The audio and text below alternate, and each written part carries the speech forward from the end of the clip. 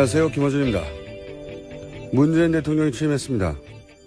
박근혜 전 대통령의 권한정지, 파면, 구속까지 이어진 무려 5개월 넘는 대통령 거리 상태 기간의 국정 공백도 어마어마하고 미국, 중국 사이에서 고차방 정식으로 풀어내야 할 사드와 북핵부터 일본 정부와의 위안부 문제, 경제 문제, 취업, 복지, 재벌, 검찰, 세월호, 최순실, 4대강, 자원외교 우선순위를 따지기 힘들 만큼 중요하고 시급한 문제가 너무 많습니다.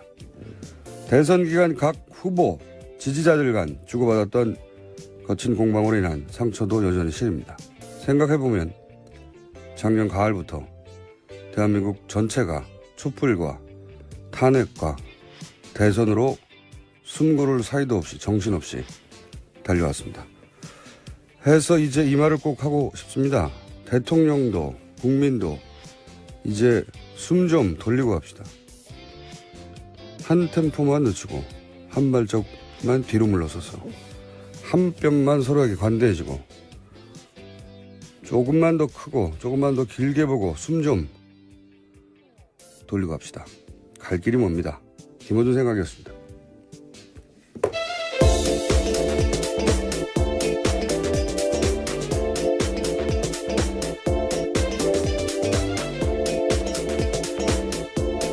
시사인의 김은지입니다. 네.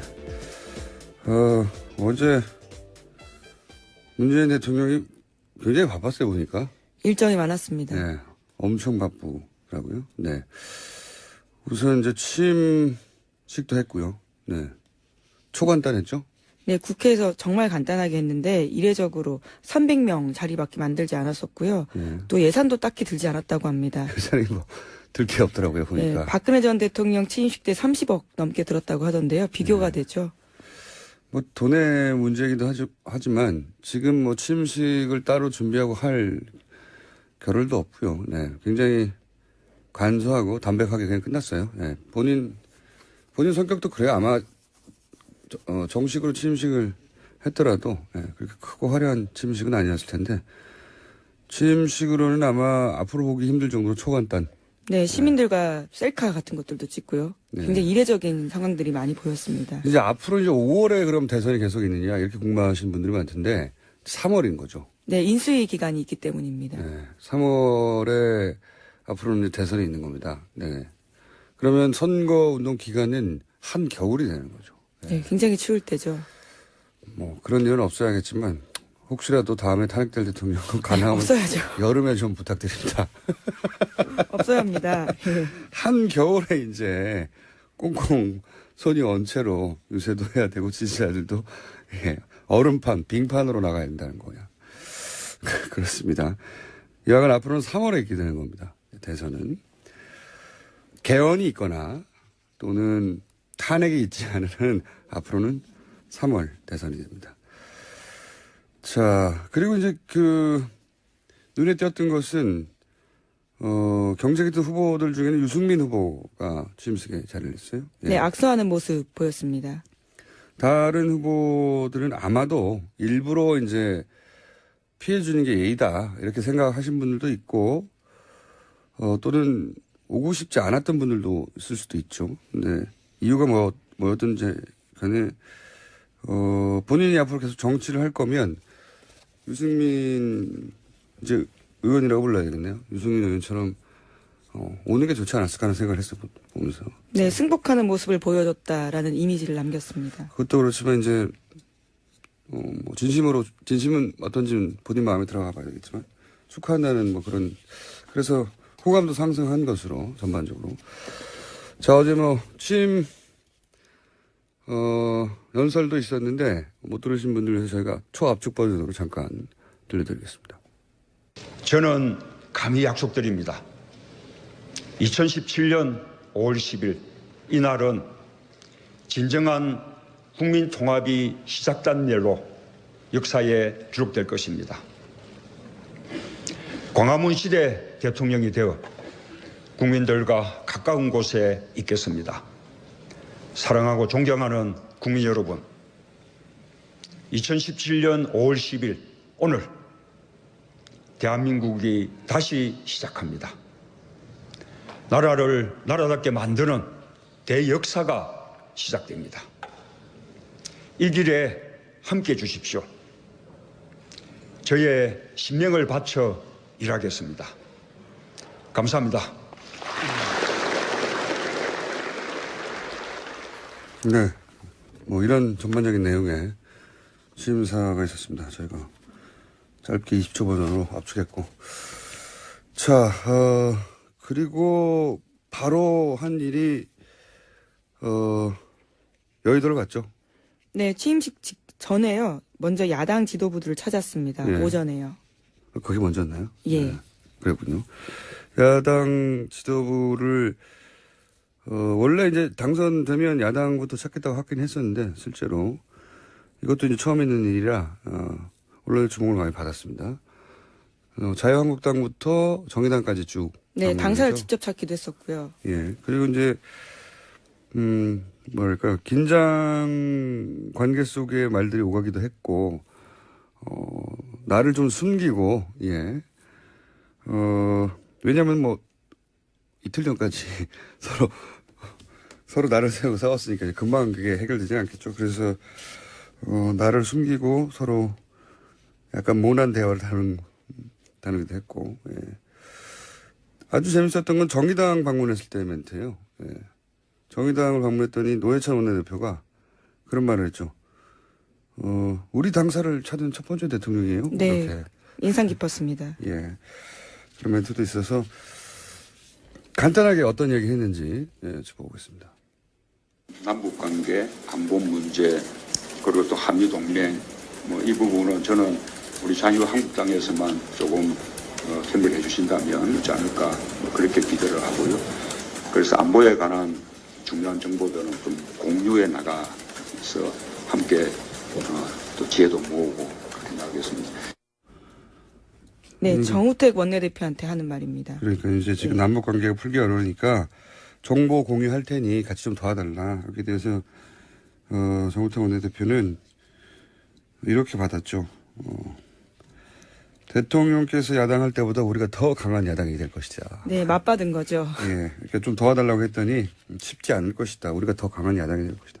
사실은 자유한국당, 그 전에 새누리당 아니죠. 그 전에 쭉 거슬러 올라가면 한나라당. 한나라당 시절 또 무슨 신한국당과 한나라당 시절이 야당이었죠. 예, 그때 강한 야당이었어요. 굉장히.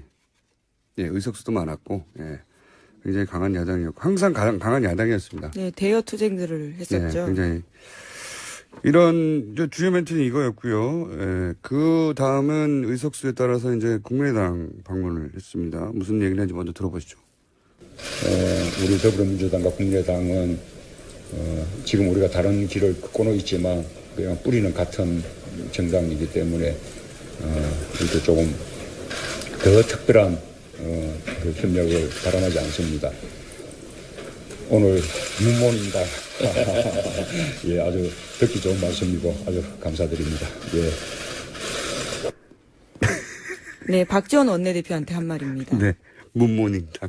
왜냐면요, 박지원 원내대표가 먼저 모두 발언을 했는데 그때 시작하는 말이 오늘 아침에는 굿모닝으로 하겠다 이렇게 네. 이야기했거든요. 이제 어제까지는 문모닝이었지만 오늘은 굿모닝으로 하겠다. 했더니 이제 그걸 받아서 예, 문모닝당. 예. 이게 날이 선 거예요, 서로 아직. 이 대화, 국민의당과의 대화가 가장 긴장감이 넘쳤어요. 또 많은 기자들의 관심을 모으기도 했고요. 그리고 이제 박지원 대표나 주승용 원내대표도 얼굴을 맞추지 않으려고 예. 감정 처리가 아직 안 되는 상태인 거죠. 예. 뭐 좀 더 이렇게 유연하게 했으면 훨씬 더 뭐랄까 더 강하게 보였을 텐데 하여튼 이 장면은 나중에 계속 화제가 될 것 같아요. 두고두고. 예. 본인당. 바른정당도 물론 갔습니다. 예, 바른정당. 예, 연이어서 갔죠. 네, 들어보겠습니다. 우리 경제 위기뿐만 아니라 안보 위기, 특히 한미 동맹 더 튼튼히 하면서 또 남북 관계도 제대로 풀어 나가야 되는 그런 부분들에 대해서 특히 우리 바른정당에서 협력해 주신다면 훨씬 더 우리가 어려움을 헤쳐나가는데 큰 힘이 되지 않을까 그렇게 생각하고 보수정당은 이제 남북 문제 풀 때 좀 도와달라는 말을 공통적으로. 네, 주호영 원내대표한테 한 말입니다. 네. 오히려 이제 바른정당은 좀 허기했습니다. 네, 탄핵에 대해서 이야기하면서 입장이 같았다라는 네. 식의 이야기를 한 거죠. 바른정당이 오히려 국민의당이나 자유한국당보다는 분위기가 좋았다. 네. 그래서 뭐 특별히 저희가 짚을 대화는 없고요. 자, 그리고 그다음 정의당 잠깐 보겠습니다. 그 심상정 후보와는 어젯밤에 서로 축하와 위로를 나누는 그런 통화를 했습니다. 저는 정의당이 이번에 뜻을 이루지는 못했지만 그러나 정의당의 어떤 가치, 정책 지향 이런 것을 국민들에게 알리는 데는 저는 충분히 성공했다고 생각하고. 자, 그랬더니 이제 당사를 찾은 첫 번째 대통령 얘기 나왔던 거고요. 네, 노회찬 원내대표한테 한 말인데 노회찬 원내대표도 화답을 하면서 야당 정치인과 소주 한잔하는 대통령 모습 보고 싶다라는 식의 일종의 제안을 했습니다. 자, 근데 제가 보니까 토론회 때부터 훨씬 말을 잘하더라고요. 조금 더 편안해진 상태이기 네. 때문으로 짐작되는데요. 토론회 때 그렇게 했으면 좀 더 표를 얻었죠. 자, 그리고 나서 이제 인선 발표하고 특이한 점은 인선을 대통령 본인이 기자회견 하면서 네, 직접 했습니다. 그래서 대본 없이 기자회견하고 질문을 하라고 그랬더니 이제 청와대 출입기자들이 질문이 준비가 안 돼가지고 질문이 없었어요. 그게 좀 이상했습니다. 보통 첫 인선하고 그러면 다른 나라도 뭐 백악관 이럴 때 엄청난 질문이 쏟아지는데 질문이 안 나와가지고. 아니, 뭐 자세한 내용들은 인선 당사자들한테 하라고 하긴 했었습니다. 대통령은 빠지고요. 물론 제가 말하는 건 그겁니다. 예. 대통령, 그러니까 당사자들이 이제 질문 받겠다고 했는데 그렇죠. 질문이 없었어요. 자, 인선으로는 뭐 국무총리 후보자, 대통령 비서실장, 그리고 국정원장, 내정자 그렇게 발표됐고. 경호실장도 발표했습니다. 네, 경호실장도. 대통령이 임명할 수 있는 자리에는 크게 세 자리가 있어요. 즉각 임명할 수 있는 자리가 있고 비서실장이나 민정수석이나 경호실장. 네, 청와대 스태프들은 그렇습니다. 청문회 거치지 않고 바로 임명할 수 있습니다. 그리고 청문회를 거치는 것도 이제 두 종류가 있어요. 청문회를 거치되 국회 인준이 필요한 자리와 청문회를 거쳤지만 국회 인준은 필요 없는 자리. 이렇게 나뉘어요. 예. 헷갈려지겠지만. 그러니까 조금 더 중요하게 느껴지는 자리 있잖아요. 예를 들어서. 총리와 장관. 예, 뭐 대법원장, 뭐 국무총리, 대법관, 감사원장, 헌재소장. 여기는 국회가 오케이 해줘야 되는 거고요. 장관이나 국정원장, 뭐 검찰총장, 국세청장, 국세청장, 뭐 경찰청장 등등등 이런 인사청문회를 거치지만 인주는 필요 없는 자리입니다. 그러니까 대통령이 인사청문회를 거친 다음에 본인이 하겠다고 하면 되는 자리. 그게 세 자리가 있습니다. 네. 근데 어제는 이제 그 중에서 국무총리와 그리고 비서실장은 그냥 가면 되는 거고요. 네, 임명 이미 된 거죠. 일을 하고 있습니다. 국무총리는 인준을 거쳐야 되는 거고요. 네. 국정원장은 인준은 거치지 않고 청문회는 꼭 해야 되는 인사고요. 그중에 어제 가장 화제가 된 건 이제 민정수석 이 정도죠. 네, 직접 발표한 건 아닌데 내정되었다라는 언론 보도가 나왔습니다. 본인도 부인하지 않았으니까. 네, 서울대 조국 교수입니다. 네. 인터넷에서는 이제 이런 말도 많아요. 얼굴 패권주의라고. 적폐라고 막. 예. 그런데 이제 이런 근본적인 고민들 혹은 걱정은 있어요. 그러니까 학자가 업자를 다룰 수 있느냐. 여기서 업자라는 건 검찰은 한 분야의 최고 전문가 집단인데다가 권력 집단이기도 하잖아요. 예. 조직 논리가 굉장히 강하고 그런 전문 업자 그룹을 학자가 다룰 수 있느냐. 검찰 개혁에 대한 국민들 요구가 아주 강하기 때문에 그거 역할을 잘해야 된다라는 바람도 그렇죠. 실려 있는 건데요. 그래서 오히려 검찰 조직 밖에서 이제 사람을 인선한 걸로 보여지는데 검찰 출신들을 통한 보좌를 제대로 받지 않으면 큰 어려움에 처할 수도 있다. 이것은 이제 검찰 출신들의 이야기입니다. 예. 네, 사정기관 장악해야 되기 때문에 이제까지 그런 논리로서 쭉 검찰 출신들이 해왔었는데 그런 개혁의 방향은 맞지 않았던 이번에는 거죠. 이제 그 조직을 장악한다기보다는 그 조직을 좀 바꿔보겠다고 그렇죠. 아예 내부 인사는 그 일을 못할 테니 오히려 외부 인사를 데려온 것인데 그렇지만 역시 학자가 업사를 다룰 수 있겠느냐. 어쩌면은 이 임무만 하고 조국 교수는 빠질 수도 있죠.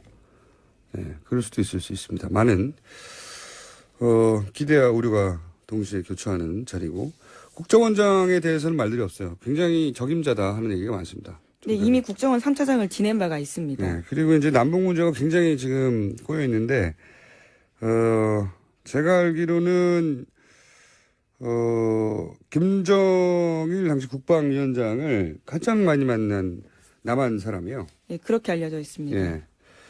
실제 2000년 당시 이제 김대중 전 대통령의 정상회담도 준비했었고, 예.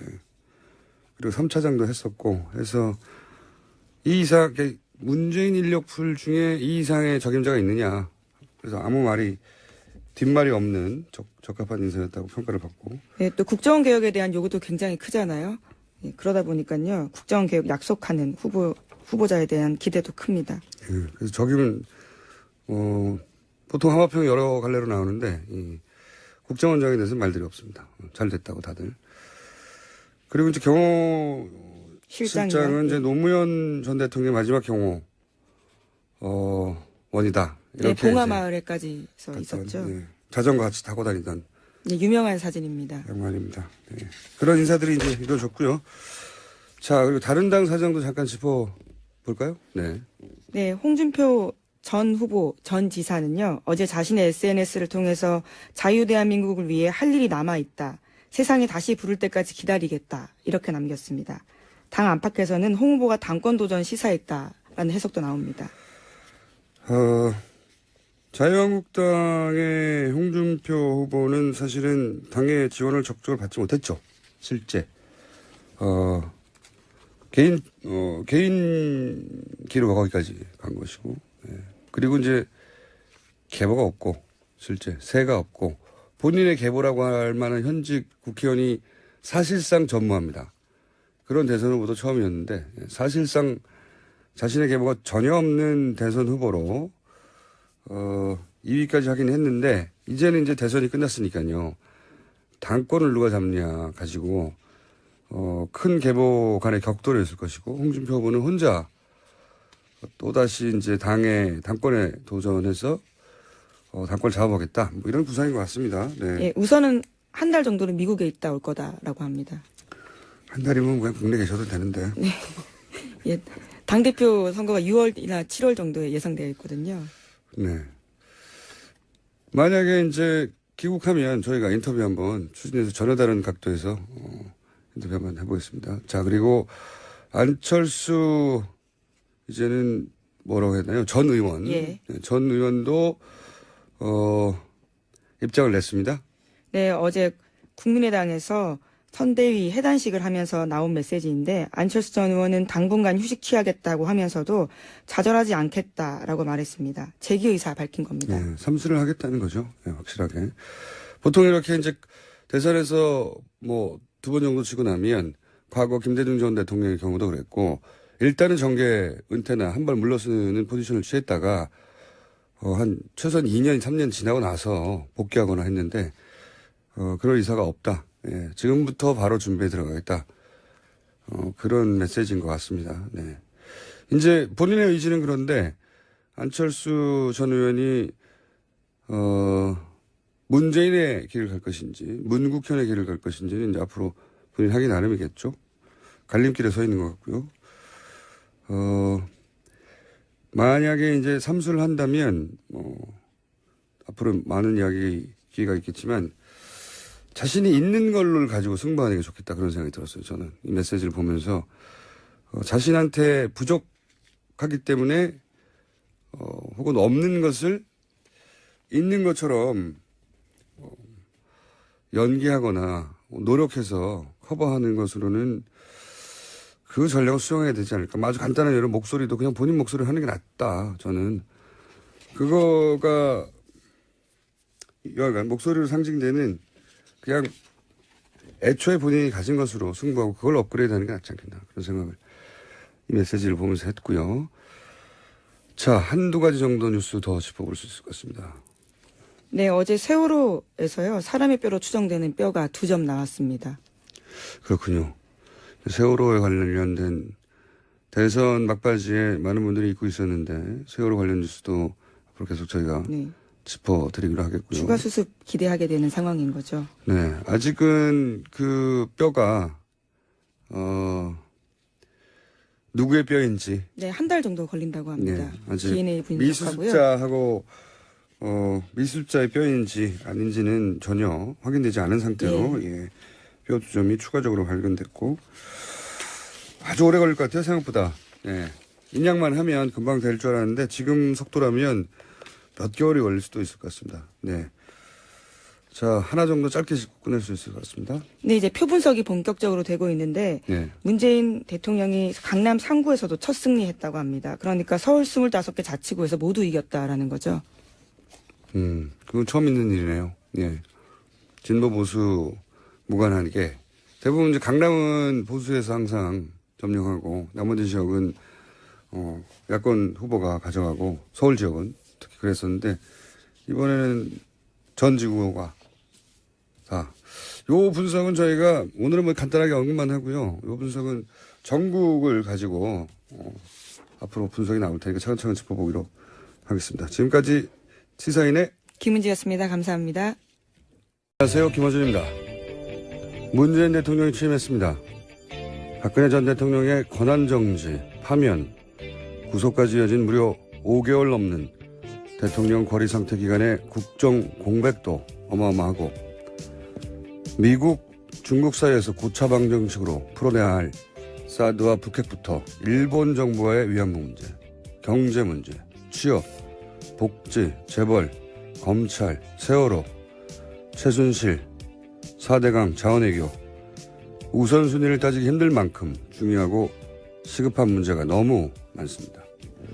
대선 기간 각 후보, 지지자들 간 주고받았던 거친 공방으로 인한 상처도 여전히 시립니다. 생각해보면 작년 가을부터 대한민국 전체가 촛불과 탄핵과 대선으로 숨고를 사이도 없이 정신없이 달려왔습니다. 해서 이제 이 말을 꼭 하고 싶습니다. 대통령도 국민도 이제 숨 좀 돌리고 갑시다. 한 템포만 늦추고 한 발짝만 뒤로 물러서서 한 뼘만 서로에게 관대해지고 조금만 더 크고 조금만 더 길게 보고 숨 좀 돌리고 갑시다. 갈 길이 멉니다. 김어준 생각이었습니다.